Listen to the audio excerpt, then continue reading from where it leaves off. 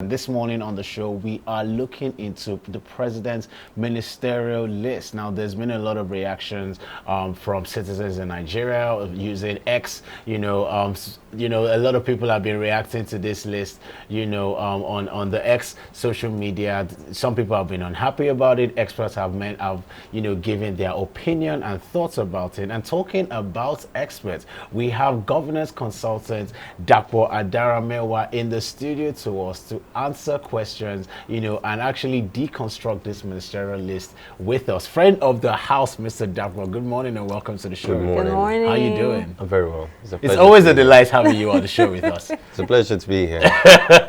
All right, so let us get straight into the conversation. Now, you've seen the ministerial list. There's been various reactions. There have been positive reactions, there's been negative reactions. But what do you think about this particular list? I think the list, it's the largest cabinet we've had since our return to democracy. And it shows a lot of, shall we say, potential. I think there are a few people that are mismatched in terms of their experience and the portfolio they've been assigned. And it's also very heavy in terms of former governors. So it seems that this regime is leaning more on political, prowess as opposed to technical know-how, which is an interesting stance to take. That's an interesting point to make, actually. The fact that it's leaning more towards, but a lot of people would have thought that have come out to say that even the president, his political prowess, he almost overshadows, for instance, because he is a good economics, according to some experts. So would you say that is a reflection, of his administration, of his presidency, the kind of people that he has put on his list? I think it's really interesting because one of the things that was sold during the campaign was the fact that, okay, this man has done this fantastic job in Lagos. And how did he achieve that? A lot of the people that he brought to the forefront during his, administration as governor were relatively unknown people at the time. I mean, most of them then later on went on to become influential politicians in their own right. So probably more technocrats than politicians. Yes, at the time they were all technocrats. They were all relatively unknown. And so it's interesting to see that contrast now. He's president. He's not particularly following that established norm that we've come to expect of him. That's interesting. All right, so now, of course, we've already established that there's some people saying it's a hit, some people are saying it's a miss. Now, who would you say are best fit for the position that, they've been appointed to hold? There are some, I'll tell you who I feel maybe might not be suited. Our current Minister for Aviation. A lot of people have, raised eyebrows as regards that. Yes. And there was something very interesting during the campaign. I think there was a former aide to the current president now, who said, Tinubu has tried, he deserves to be president or something like that. Now, we don't reward people with sensitive positions because of their loyalty to other people. And I think that's what we're seeing a bit of, people being assigned portfolios because they've pledged loyalty to the person of the president, not because they have the technical know-how or the skill to execute. But I guess there's an argument that, politicians can navigate the politics of, the various ministries, because the civil servants do play a huge role in terms of how effective any particular ministry is. And so maybe they would argue that, people who have political experience and, might be able to navigate that environment properly. But you can't get over the fact that there's an absence of knowledge. And that means, your minister would be in meetings trying to Google the definition of certain words. Of lingua in certain sectors and industries.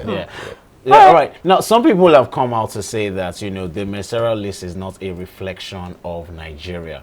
For instance, not all the states in Nigeria are reflected on this list. The percentage of women and youth are also quite on the low side, in some of the people who have been appointed into these positions. Do you think it has any relevance? The fact that, the comments by some people saying that, this is not a reflection, a representation of Nigeria. There is there's no strong representation of women, no strong representation of youth.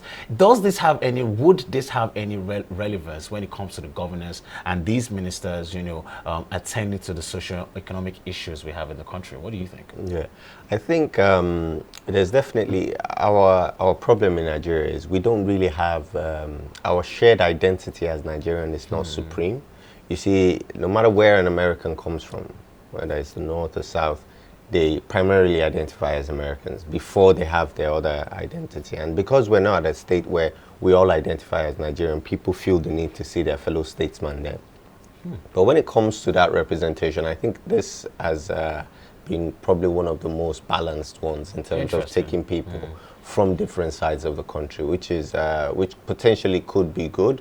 But the question is, are you taking the best of the best from each state? That's a big question. But I think it's interesting to see that there's some youth representation. We have the Minister of Communications, Innovation and Digital Economy. We have some people who are experts in their own right. Very smart young individuals here as well. So that's definitely good. And in terms of the female-male gender balance, I think if not the best we've had, probably second. Only to, I think it was Goodluck Jonathan that had more women in amongst his ministers. So it's unfortunate that it's not where it needs to be. But I think we are getting there. But I think competence is also key as well. Competence. Yes. Actually. But for instance, some people have come out to say that, for instance, the Minister of Youth is not particularly a youth. So how does that, Yeah, I find that it was, I don't know if you would call it an oversight, but I don't know how they sat around the table and saw that elder. I love the way you describe him, an elder.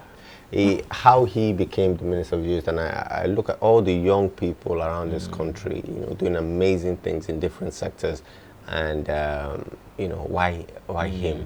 But again, that's where you come to political favors as opposed to people who can actually champion the cause of young people. But it's not a new concept, I think it was prior to the not too young to run campaign. It would have been ridiculous of you to even think that you wanted to be a senator or a minister if you were not 50 or something. So we've made some progress, but clearly we can see that there's still some work to be done. To be fair.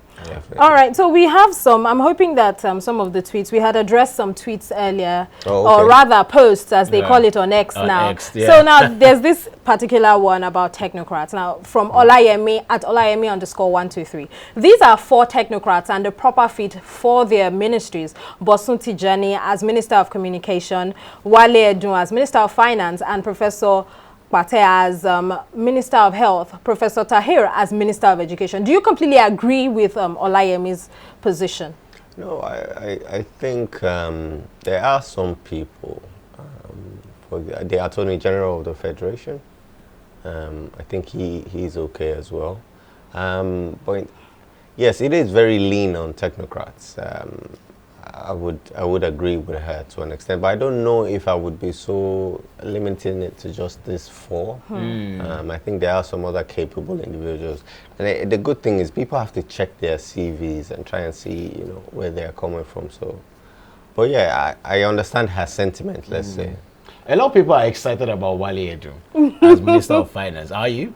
What do you think about that? Well, he has a lot of potential, but again. Now, the minister does not do it alone. If we don't have an overhaul of the civil service and some of these ministries, they will run into serious resistance and they will struggle, no matter how well their intentions are. If there's not that cooperation from both sides, we can't really get results. So I think there needs to be some focus on that too, and how we'll create an environment where these ministers can actually develop on their portfolio. All right. Okay. So now, as regards the fact that we have a lot of past governors, past senators in this as part of ministers now, and people have said, oh, I mean, this is not fair. This is like they're just trying to compensate some of these people. I mean, some of them ran for office, like former Governor Wike of Port Harcourt, who is now the Minister of FCT. Now, is there any of them, as much as people are, lambasting the government for picking certain people, is there any? Are there some of them who actually look like they would deliver because they delivered in previous positions, so that it's not like they completely write off everybody, every previous public officer that is in the ministerial list now? Well, I think it's, for a lot of people, it's just a struggle. Why not fresh ideas and fresh people? These are the people who have had the opportunity to serve their states in 8 years, and looking at their report cards, they made some strides, but they left a lot of questions unanswered by the time they left office as well. So why not try out some new people with some fresh ideas, with 200 million Nigerians, doing phenomenal things, some graduates of the best universities in the world. Why are we still relying on these old hands? But again, like you said, it is about, political patronage, which is unfortunate, because in effect, you're rewarding people for personal loyalty with sensitive parts of the country, like literally giving it to them as a present. And bearing in mind that this affects the lives of everyday Nigerians, it shouldn't be that way. We should have the best of the best. I remember that, when the State of Israel first started, they approached Albert Einstein and offered him the position of their leader. Now, that shows you a different level of thinking, where we're looking, okay, who do we appoint to sensitive positions in this country? And at the time, the Jews were thinking, let me go for that which I know is a genius, world celebrated genius. But now, do we see that in this ministerial list? Do we see an attempt to bring out Nigeria's geniuses and put them at the forefront of leading the country and leading the economy?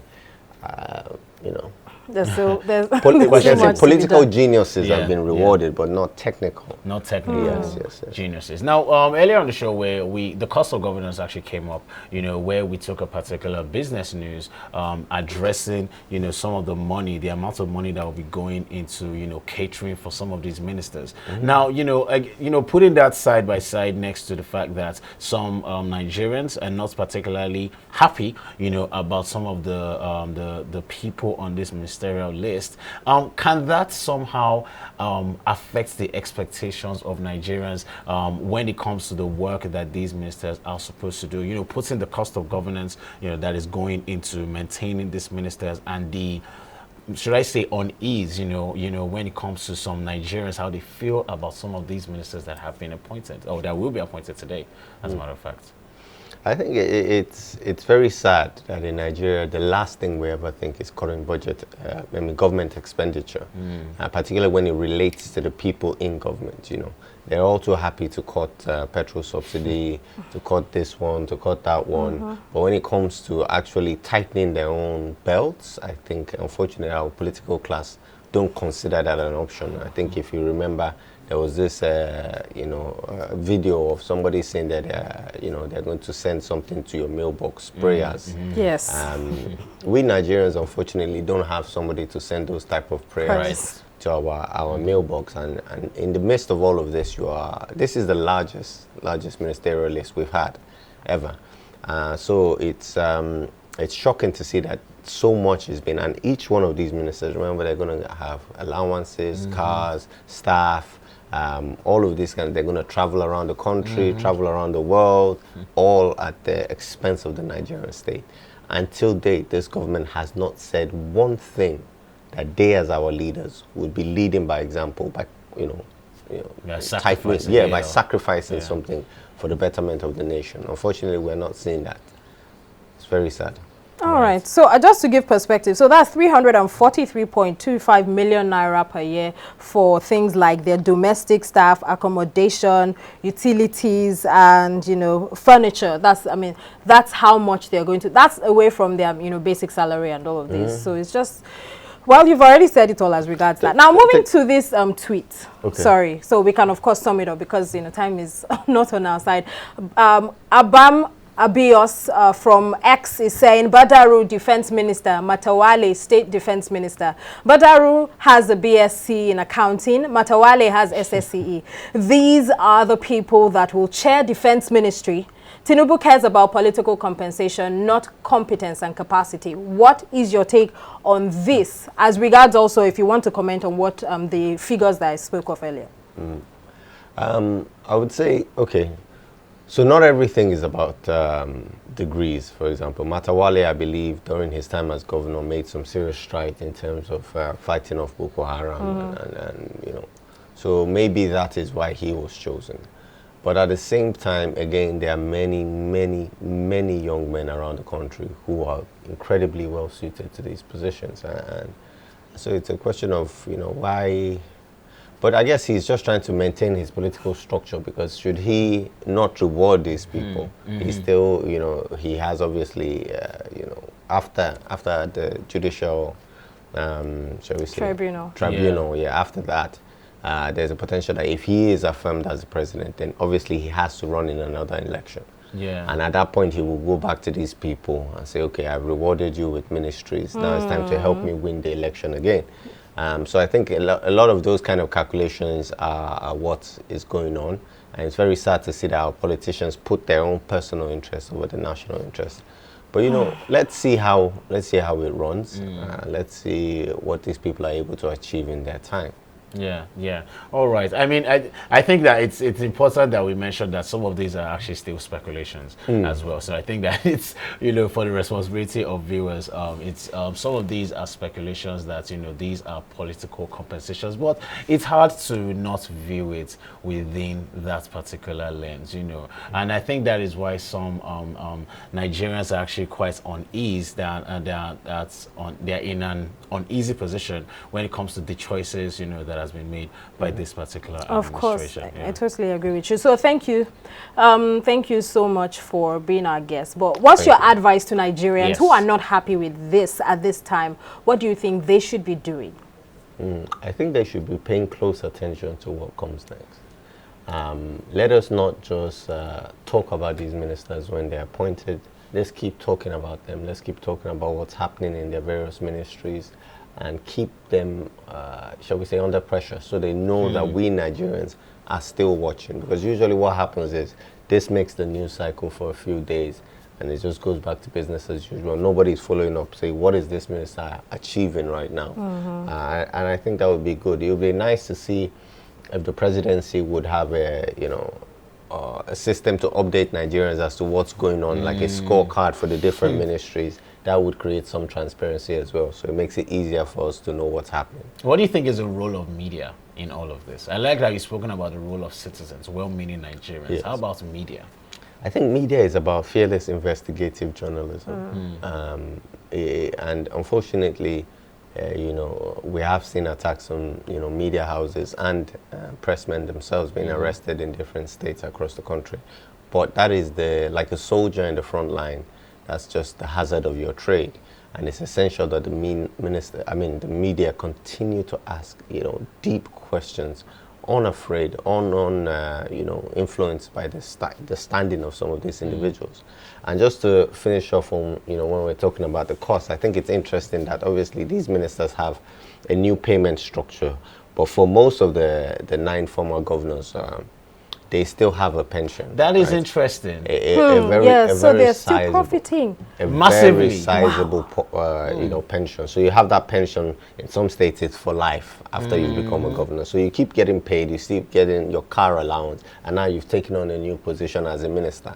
The noble thing at this point would be for anybody to say, you know what, in this position as a minister, I would accept no payment, or I would discontinue the payment of pensions that are accrued to me, you know, as a former governor. Not that you are eating here, you're not eating there. I mean, at the detriment of the country. Very well said. Very, very well said. Yeah, it's always a delight having you on the show. As I said, the whole team were always very excited when you're coming. Yeah, so the topic of conversation. So please make sure you do come back next time we call you. Thank you for always honoring our invitation. Thank you for always honoring our invitation.